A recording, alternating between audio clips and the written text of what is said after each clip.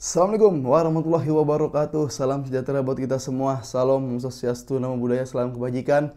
Balik lagi di channel YouTube Afif Safi, pakar bola mengomentari sepak bola dengan kebahagiaan sebahagia timnas Indonesia beserta masyarakat seluruh Indonesia yang memenangkan Piala AFF U19.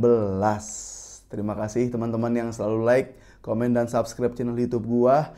Gua hari ini mau membagikan kebahagiaan, kita berbahagia bersama-sama karena timnas dengan sempurna dari penyisihan grup, semifinal dan final berhasil menjadi juara AFF U19 di tahun 2024 di bawah asuhan Coach Indra Syafri dan asisten Coach Bima Sakti. Sekali lagi selamat ya, ada Doni juga di situ menjadi best player. Dan sangat menjanjikan dan sangat prospek banget. Kita tahu banyak rekor-rekor yang terpatahkan dan rekor-rekor yang diterima oleh timnas Indonesia di bawah asuhan Coach Indra Syafri. Dari awal penyisihan kita cetak 14 gol. Dari penyisihan berjalan sempurna ketika bertemu dengan Malaysia, yang mana kita punya catatan yang kurang positif. Apabila bertemu dengan Malaysia, 6 kali pertandingan kita tidak pernah menang. Dan akhirnya rekor itu lagi-lagi dipatahkan oleh Coach Indra Syafri dan rekan-rekan beserta timnas U19. Ya, rekor susah mengalahkan Malaysia. Akhirnya kita mengalahkan Malaysia yang secara kualitas memang sekarang kita sudah berada di beberapa level di atas Malaysia. Ya, Malaysia udah lewat. Bahkan mengalahkan juga pelatih yang didatangkan dari Spanyol, ya, Torres, pelatih Malaysia, dikalahkan dengan pelatih dari Indonesia. Ini luar biasa, gue apresiasi banget. Jerih payah semua kekuatan tenaga yang sudah diberikan, disalurkan untuk timnas dan membahagiakan rakyat Indonesia. Setelah itu lanjut ke final ketemu lagi pelatih dari Spanyol, ya. Pelatih dari Spanyol ini walaupun memang secara instan dia datang ke Thailand itu di bulan Juli, langsung dipercaya memegang skuad timnas Thailand U19. Dan akhirnya gue berkata memang tidak ada yang instan dalam sepak bola. Ketika kita sudah membangun pondasi, ketika kita sudah membangun kepercayaan, keharmonisasian, dan chemistry antar pemain, bonding dari pemain ke pelatih, dukungan dan doa masyarakat Indonesia, disitulah sepak bola dimenangkan. Timnas Indonesia berhasil mengalahkan Thailand dengan skor 1-0 di final AFF U19 yang digelar di Gelora Bung Tomo. Wes, ini gue masih happy banget ya teman-teman. Ini gue tag sekitar jam 1-an. Dan kalau kita lihat, memang sering sekali fleksibilitas taktikal itu dilakukan, diadopsi oleh Coach Indra Syafri, ya, dimana permainan itu berkembang para pemain sudah mengikuti instruksi dari pelatih, dan semua para pemain itu bermain dengan porsinya masing-masing, dengan kekuatannya masing-masing. Pemain mengenal dirinya, siapa mereka, apa kelebihan dan kekurangan mereka, sehingga menjadi satu dan menjadi kuat, menjadi sempurna untuk AFF, ya. Makanya gue udah bilang bukan lagi AFF target kita, tapi Piala Asia. Dari transformasi taktikal dulu, ya. Coach Indra Syafri sering bermain dengan 3-4-3 atau 3-5-2, tergantung siapa yang dihadapi. Di Malaysia 3-5-2, saat berhadapan dengan Thailand jadi 3-4-3. Dan semuanya berhasil. Ketika lawan Malaysia di babak pertama alot, pergantian, keputusan, decision maker dari Coach Indra Syafri benar adanya.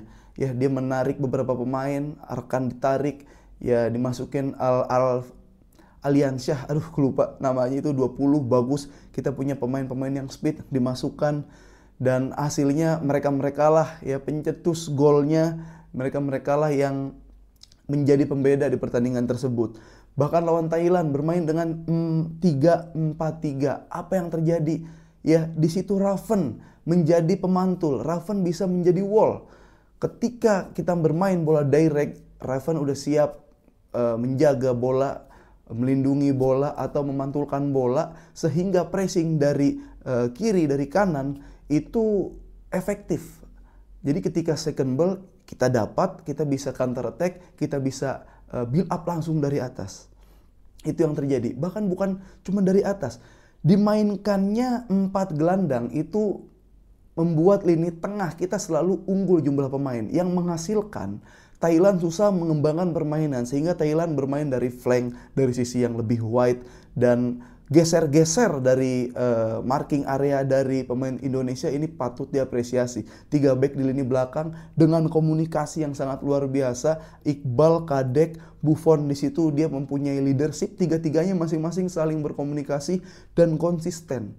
Ya, dia bisa mengatur kalau bisa belum ketemu back, jangan ketemu back dulu, lewatin dulu gelandang. Terbukti di situ ada Doni bagus banget mainnya, di sebelah kanan ada Mufli bagus banget mainnya. Dan kalau udah Mufli lewat, ya Buffon siap ngambil. Kalau udah Doni lewat, Kadek siap ngambil. Bola terakhir ada Iqbal. Jadi sangat solid untuk U19 bermain dengan 3 back. Karena flank-flank ini sangat rajin. Doni rajin, Mufli rajin. Ya, jadi gue happy banget. Fleksibel, bener-bener bisa mengadaptasi permainan siapa lawannya. Ini pelatih Spanyol, bro. Malaysia susah dikalahin, gampang kalahinnya. Thailand udah emang dia macan Asia, macan ASEAN ya. Tapi udah gak ada taringnya kalau ketemu Indonesia. Udah saatnya Indonesia yang berada di atas Thailand dan Malaysia untuk level junior. Karena senior kita udah di atas harusnya. Itu yang terjadi fleksibilitas. Dan yang lebih gue salut dari timnas sekarang, ini keputusannya entah dari siapa. Kalau dari Pak Ete, gue berterima kasih sama Pak Ete. Sudah memadukan, ada 2 pelatih di situ sebenarnya. Ya, ini mungkin nggak keangkat, tapi gue mau berusaha menceritakan.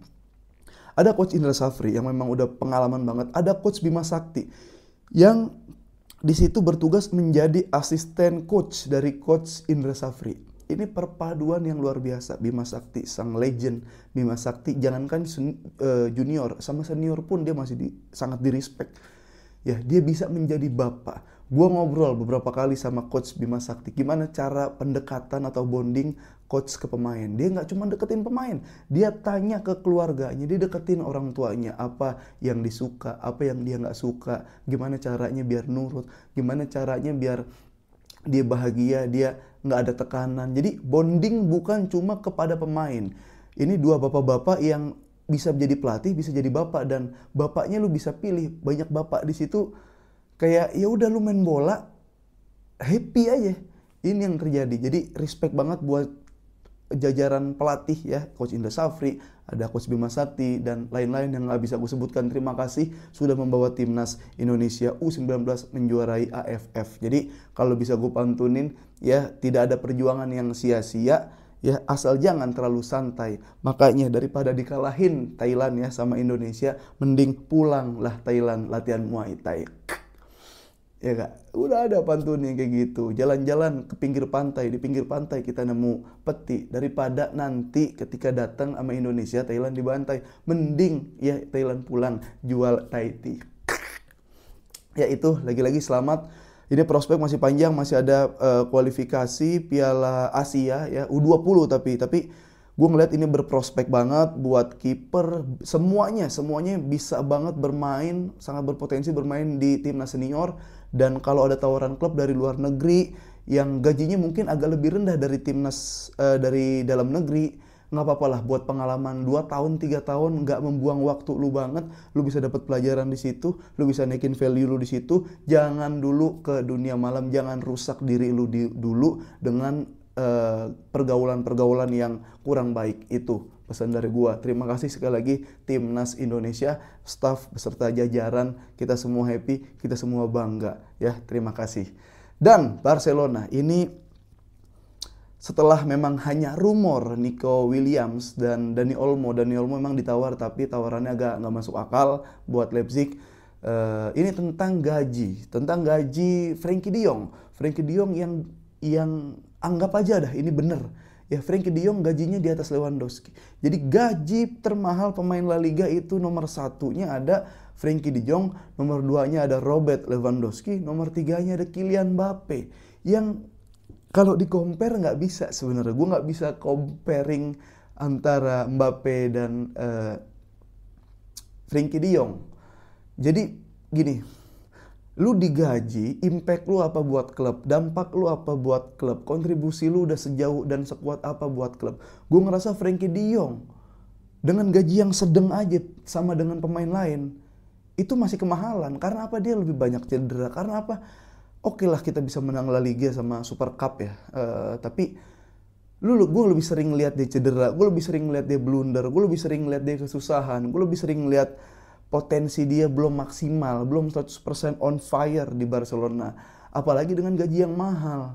Ya, lu lihat gelandang Barcelona sekarang berapa? Kita hitung ya, ada Gundo, Oriol Romeu, Pablo Torre balik, Fermin Lopez, Caicedo, ada Gavi, ada Pedri. Ada 7. Ada 7.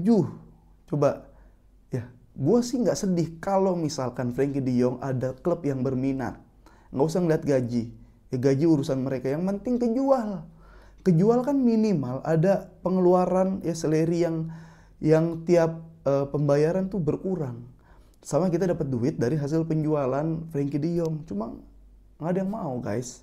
Nggak ada yang mau. Ya lu lihat rentan kakinya. Nah, tapi di tangan Hansi Flick ini gua ya penasaran yang seperti kita bilang. Bahwa Hansi Flick ngelihat Frenkie de Jong ini pemain bagus. Gue juga bilang Frenkie de Jong pemain bagus.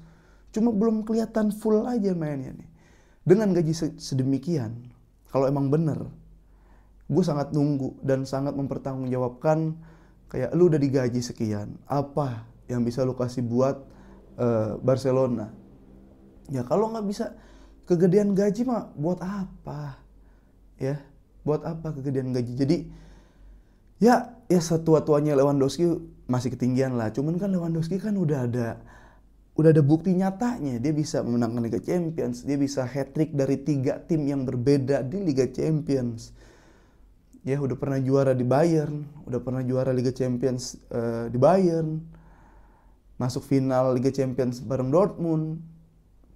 Jadi ya udahlah, maksud gua, kalau lu emang cinta sama Barcelona, kan kabarnya juga nggak mau dijual, Frenkie-nya masih betah. Ya betah lah, dia tahu karena apa? Karena kalau dia keluar gajinya nggak bakal segitu, dan kalau dia keluar belum tentu laku, dia jadi barang nggak laku.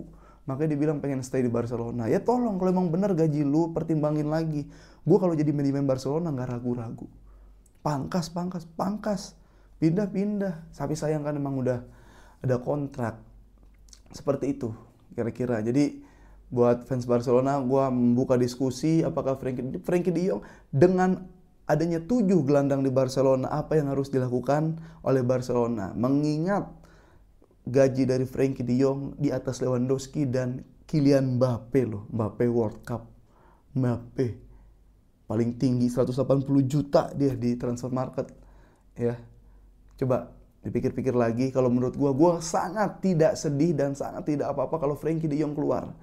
Kita dapat duit, entah duitnya bisa gede bisa kecil, dan nggak ada pengeluaran yang sia-sia. Menurut gue gaji Frenkie de Jong sia-sia, karena sejauh ini skill de Jong cuma ganteng.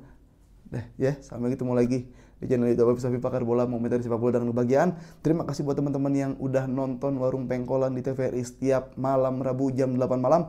Terima kasih yang udah live reaction di YouTube My Super Soccer. Terima kasih yang udah nungguin tackle bebas, bentar lagi bakal upload lagi. Terima kasih buat teman-teman yang nontonin YouTube Pakar Bola, yang subscribe Pakar Bola dari zaman dulu. Terima kasih, semoga semua dalam keadaan sehat. Yang lagi sakit diangkat penyakitnya, yang belum kerja mendapatkan pekerjaan, yang sudah kerja semakin sukses. Sehat selalu. Assalamualaikum warahmatullahi wabarakatuh. Om Shalom, Om Swastiastu, Namo Buddhaya, Salam Kebajikan.